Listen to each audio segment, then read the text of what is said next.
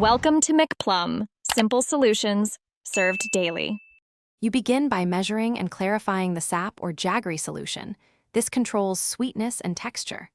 Once strained, heat the liquid in a heavy saucepan over medium-low, stirring so solids dissolve. Use the candy thermometer to monitor. You want a gentle rise toward 110–120 degrees. Make sure to skim any foam and adjust heat immediately if it begins to darken too fast. This prevents bitter notes and sets you up for a clean, consistent boil in the next stage. Once the liquid reaches simmering, raise heat to reach a steady boil and then reduce to hold about 115–120 degrees. You must watch color and aroma. It should deepen to a light amber while retaining a clean, sweet scent. Stir periodically to prevent scorching, scraping the pan bottom with a wooden spoon.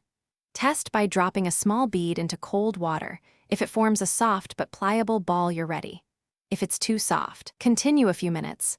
If too hard, add a tablespoon of water. You pour the finished syrup carefully into prepared molds. Lightly oil them first to release the candy later, and tap the tray to remove any trapped air.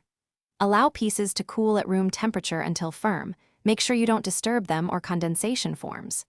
If candies remain tacky, chill briefly for a clean release. Troubleshooting. If the candy crystallizes or graininess appears, reheat with a little water, strain, and bring back to the correct temperature. Then remold to restore a smooth texture. Thanks for watching. Stay juicy and subscribe.